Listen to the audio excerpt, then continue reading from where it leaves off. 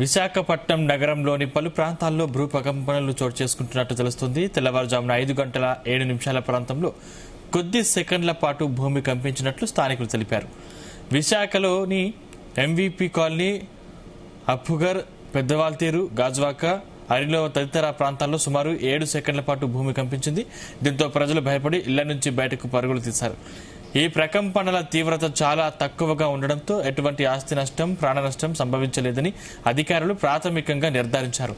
బంగాళాఖాతంలో 10 కిలోమీటర్ల లోతున భూకంప కేంద్రాన్ని గుర్తించారు.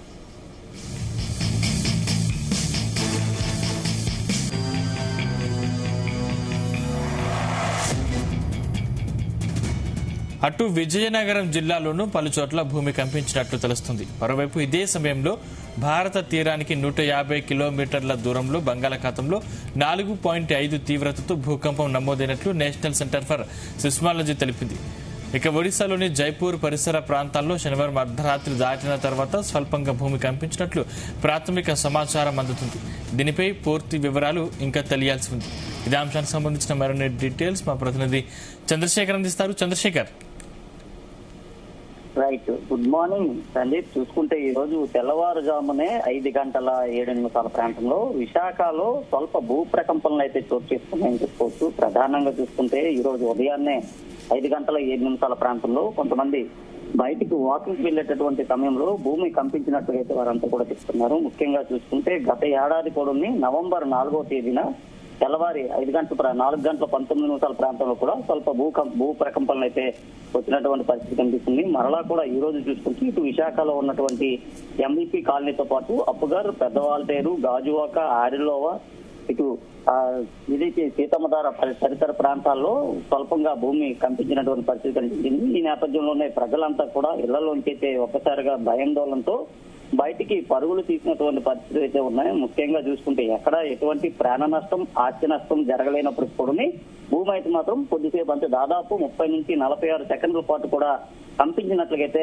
అక్కడ ఉన్నటువంటి ప్రజలంతా కూడా చెప్తున్నటువంటి పరిస్థితులు అయితే ఉన్నాయి. ముఖ్యంగా చూసుకుంటే అటు ఉత్తరాంధ్రకు సంబంధించినటువంటి విజయనగరం జిల్లాలోని కూడా పలు చోట్ల భూమి కంపించినట్లుగా తెలుస్తుంది. ముఖ్యంగా చూసుకుంటే ఇది భారత సమయం ఏదైతే ఉందో ఈ సమయానికి భారత తీరానికి 150 కిలోమీటర్ల దూరంలో బంగాళాఖాతంలో 4.5 తీవ్రతతో భూకంపం నమోదైనట్లుగా నేషనల్ ఫర్ సిస్మాలజీ అధికారులు అయితే తెలుపుతున్నారు. ముఖ్యంగా ఇటు ఉత్తరాంధ్రతో పాటు అటు ఒడిశా, జైపూర్ పరిసర ప్రాంతాల్లో కూడా శనివారం అర్ధరాత్రి దాటిన తర్వాత స్వల్పంగా భూమి కంపించినట్లుగా ప్రాథమిక సమాచారం అయితే అందుతుంది. ముఖ్యంగా చూసుకుంటే గత కొంతకాలంగా కూడా అంటే దాదాపు 5 ఏళ్ల కాలంగా కూడా ఇటు ఉమ్మడి విశాఖ జిల్లాలోని పలు ప్రాంతాల్లో భూమి అయితే కంపిస్తున్నటువంటి పరిస్థితి కనిపిస్తుంది. గతంలో వచ్చినటువంటి 2 భూకంపాలకు సంబంధించి కూడా ఇప్పుడు చూసుకుంటే ఈ రోజు కూడా మరొక భూమి అయితే మరోసారి కంపించినటువంటి పరిస్థితి అయితే ఉన్నాయి. ముఖ్యంగా చూసుకుంటే ఏదైతే భూమి అడుగు భాగంలో జరుగుతున్నటువంటి పరిణామాల నేపథ్యంలోనే ఇలాంటి భూకంపాలు నమోదయ్యేటటువంటి అవకాశం ఉన్నట్టు కూడా ఇప్పటికే శాస్త్రజ్ఞులు అయితే తెలుస్తున్నటువంటి పరిస్థితి కనిపిస్తుంది.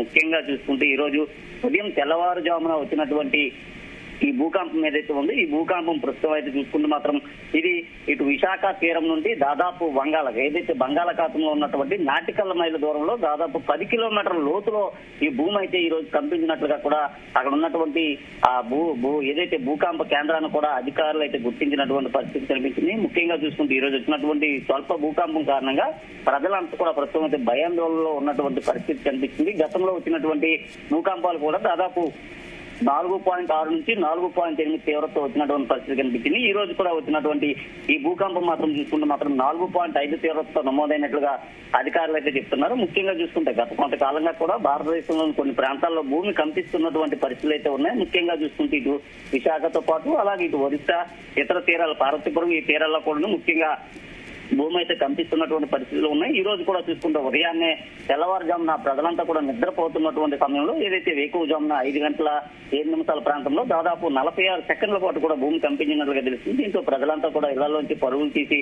బయటికి రావడంతో పాటు అసలు ఏం జరుగుతుందో తెలియలేనటువంటి పరిస్థితి అయితే ఉంది. ముఖ్యంగా చూసుకుంటే ఎక్కడ ఎలాంటి ప్రాణ నష్టం, ఆస్తి నష్టం లేకపోయినప్పుడు కూడా ఈ భూకంపానికి సంబంధించి కూడా కొంత ప్రజలైతే భయాందోళనకు లోనైనటువంటి పరిస్థితి ఉంది. ఎందుకంటే గతంలో వచ్చినటువంటి స్వల్ప భూకంపాల కారణంగానే కొన్ని ప్రాంతాల్లో ఇళ్లలో వస్తువులన్నీ కూడా కింద పడిపోయినటువంటి పరిస్థితి కనిపించింది. కొన్ని ప్రాంతాల్లో ఇల్లు కూడా ఊగినటువంటి పరిస్థితులు కూడా ఉన్నాయి. అయితే ఈ రోజు వచ్చినటువంటి భూకంపం ఏదైతే ఉందో ఈ భూకంపానికి సంబంధించినటువంటి ఆ భూమి కంపించిన ప్రకంపనలు వచ్చిన తర్వాత ఏ ప్రాంతంలో కూడా ఎలాంటి ఆస్తి నష్టం కానీ ప్రాణ నష్టం కానీ వాటిల్లో పోవడంతో ఇటు అధికారులు అటు ప్రజలు కూడా పూర్తిగా ఊపిరి పీల్చుకున్నటువంటి పరిస్థితులు అయితే ఉన్నాయి. ముఖ్యంగా చూసుకుంటే గత 5 ఏళ్ల కాలంగా కూడా ఇటు విశాఖకు సంబంధించిన ప్రాంతాల్లో కావచ్చు, అరకు పాడేరు ప్రాంతాల్లో కూడా గతంలో కూడా వచ్చినటువంటి ఏదైతే నవంబర్ 4వ తేదీన వచ్చినటువంటి ఆ భూ ప్రకంపనలు ఉన్నాయో ఆ భూ ప్రకంపనతో అటు అరకు పాడేరు ప్రాంతంలో కూడా అప్పుడే ఆ ఏదైతే భూకంపన సంబంధించినటువంటి కేంద్రాన్ని కూడా అధికారులు అయితే గుర్తించినటువంటి పరిస్థితి కనిపించింది. అయితే ప్రస్తుతం ఈ రోజు వచ్చినటువంటి ఈ భూ ప్రకంపనలు ఏవైతే ఉన్నాయో ఈ భూ ప్రకంపనలు విశాఖ తీరానికి దాదాపు నాటికల్ల మైళ్ళ దూరంలో అందులోని ఏదైతే బంగాళాఖాతం సముద్రం ఏదైతే ఉందో సముద్ర అడుగు భాగానికి అధికారులు అయితే ఊపిరి పీల్చుకున్నారు. అయితే ఎక్కడ కూడా ఎలాంటి సునామీ హెచ్చరికలు కూడా లేనటువంటి పరిస్థితి ఉంది. అయితే స్వల్పంగా భూమి కంపించడంతోనే ఈ ప్రాంతంలో భూ ప్రకంపనలు వచ్చినట్లుగా తెలుస్తుంది. ముఖ్యంగా కొన్ని ప్రాంతాల్లో మాత్రం ఇళ్లలో వస్తువులు కూడా ఊగినట్లుగా అక్కడ ఉన్నటువంటి ప్రజలంతా కూడా చెప్తున్నారు. అయితే తెల్లవారుజామున ఈ భూ ప్రకంపనలు రావడంతో ప్రజలంతా కూడా ప్రస్తుతం అయితే భయాందోళనలో ఉన్నటువంటి పరిస్థితి కనిపించింది. ముఖ్యంగా చూసుకుంటే ఎక్కువగా ఏ ప్రాంతాల్లో భూ ప్రకంపనలు వచ్చాయనే దానిపైన కూడా ఇప్పటికే అధికారులు అయితే ఇంకా నమోదు చేస్తున్నటువంటి పరిస్థితులు అయితే కనిపిస్తుంది. ముఖ్యంగా చూసుకుంటే ఏదైతే వాతావరణంలో జరుగుతున్న మార్పులతో పాటు అలాగే భూమి లోపల జరిగేటటువంటి ఆ పరిస్థితులు ఏవైతే ఉన్నాయో రెండు శిలాఫలకాలకు సంబంధించినటువంటి ప్రాంతంలో జరిగేటటువంటి రాపిడి కారణంగా ఇలాంటి భూ ప్రకంపనలు ఏర్పడతాయంటూ కూడా ఇప్పటికే నిపుణులు అయితే చెప్తున్నటువంటి పరిస్థితి అయితే ఉన్నాయండి. ఏంటి చంద్రశేఖర్, అంటే ప్రస్తుతం విశాఖ పరిస్థితి ఎలా ఉంది, అదేవిధంగా ప్రజల్లో ఇంకా ఆందోళన ఉందా?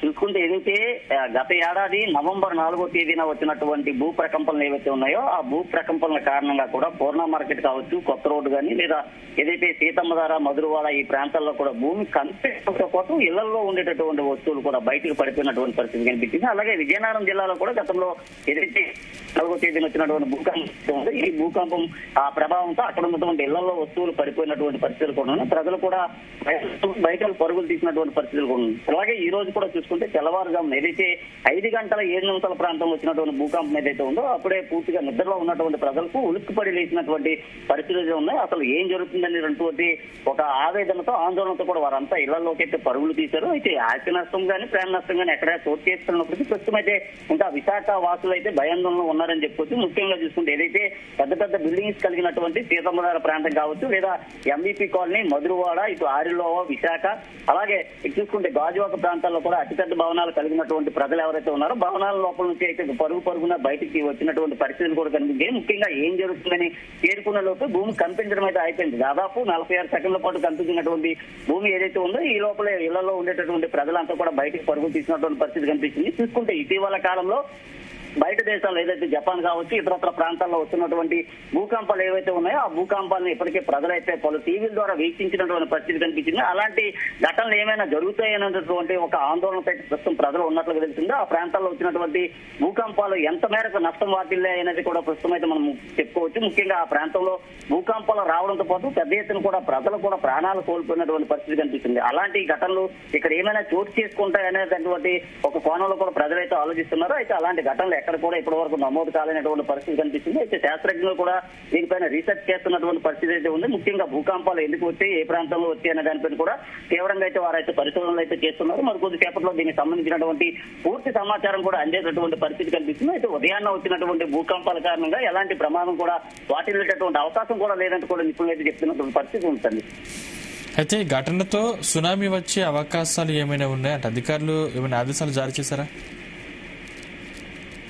ముఖ్యంగా చూసుకుంటే ఏదైతే విశాఖ సముద్ర తీరానికి దాదాపు నాటికల్ మైళ్ళ దూరంలో బంగాళాఖాతంలో బంగాళాఖాతం ఏదైతే ఉంది ఈ బంగాళాఖాతానికి అడుగున 10 కిలోమీటర్ల లోపల ఈ భూకంపం సంబంధించినటువంటి కేంద్రాన్ని కూడా అధికారులు అయితే గుర్తించారు. రిక్టర్ స్కేల్ పై ప్రస్తుతం అయితే అది 4.5 తీవ్రత్వం నమోదైనట్లుగా తెలుస్తుంది. ఈ నేపథ్యంలో ఏదైతే ఎక్కువగా కూడా సముద్ర ప్రాంతంలో భూకంపాలు కానీ సంభవిస్తే ఎక్కువగా ఆ సముద్ర తీర ప్రాంతంలో ఉండేటటువంటి ప్రదేశాల్లో సునామీ అవకాశాలు కూడా ఉన్నటువంటి నేపథ్యంలో ఆ దిశగా కూడా అధికారులు అధికారులు అయితే ప్రస్తుతం రీసెర్చ్ చేస్తున్నటువంటి పరిస్థితి అయితే కనిపిస్తుంది. అయితే ఈ రోజు భూకంపం ఏదైతే వచ్చింది, ఈ భూకంపం తీవ్రతను బట్టి సునామీ వస్తుందా లేదనే దానిపైన కూడా అధికార యంత్రాంగాలు అయితే ప్రస్తుతం అంచనా వేస్తున్నటువంటి పరిస్థితి కనిపిస్తున్నాయి. మరలా ఇలాంటి ఘటనలు కానీ సంభవించినట్లయితే ఎక్కువగా సునామీ వచ్చేందుకు కూడా అవకాశాలు ఉండేటటువంటి అవకాశాలు ఉంటాయంటూ కూడా అధికార యంత్రాంగం అయితే భావిస్తున్నటువంటి పరిస్థితి కనిపిస్తుంది. ముందస్తుగానే అన్ని రకాల భద్రతాపరమైన చర్యలు తీసుకోవడంతో పాటు ఇలాంటి విపత్తులు వచ్చేటటువంటి సమయం ఏదైతే ఉంది, ఈ విపత్తుల సమయంలో తీసుకోవాల్సినటువంటి జాగ్రత్తలు ప్రజలకి ఏ విధంగా రక్షించాలనే దానిపైన కూడా ఇప్పటికే అధికారులంతా కూడా చూస్తున్నటువంటి పరిస్థితి కనిపిస్తుంది. అయితే రానున్నటువంటి మరికొద్ది రోజుల్లో, ఎందుకంటే గతంలో కూడా చూసుకుంటే నవంబర్ 4వ తేదీన వచ్చినటువంటి భూకంపం ఏదైతే ఉందో ఆ 4వ తేదీ భూకంపం తర్వాత కూడా ముఖ్యంగా ఎక్కువగా రీసెర్చ్ చేసినటువంటి పరిస్థితి కనిపించింది. ఇటు ఏదైతే నగరంతో పాటు కొండ ప్రాంతాలైనటువంటి ఏదైతే అటవీ ప్రాంతాలు, కొండ ప్రాంతాలైనటువంటి అరకు, పాడేరు, చింతపల్లి ప్రాంతంలో కూడా గతంలో భూకంపాలకు సంబంధించినటువంటి కేంద్రాలను కూడా గుర్తించినటువంటి పరిస్థితి కనిపిస్తుంది. ముఖ్యంగా చూసుకుంటే భూమి లోపల ఉండేటటువంటి నీరు పూర్తిగా ఇంకిపోతున్నటువంటి నేపథ్యంలోనే, అలాగే భూమికి సంబంధించినటువంటి ఫలకలు ఏవైతే ఉన్నాయి, శిలా ఫలకలు రాపిడి జరుగుతున్నటువంటి సమయాల్లో మాత్రమే ఇలాంటి భూ ప్రకంపనలు వచ్చేటటువంటి అయితే ఈ భూకంపంతో ఎక్కువగా సునామీకి సంబంధించినటువంటి ఘటనలు కూడా ఎక్కడైతే నమోదు కాలేనటువంటి పరిస్థితి కనిపిస్తుంది. భారతదేశంలో ఇప్పటి వరకు కూడా అలాంటి ఘటనలు కూడా ఎక్కడ కూడా పునరావృతం అయితే అవ్వలేదు. మరలా కూడా చూసుకుంటే ప్రస్తుతం వచ్చినటువంటి ఈ ప్రమాద తీవ్రత స్థాయిని బట్టి మాత్రమే అధికారులు దీనికి సంబంధించినటువంటి సమాచారాన్ని ప్రజలకు చేరవేసేటటువంటి అవకాశం అయితే కనిపిస్తుంది. Thank you Chandrasekhar.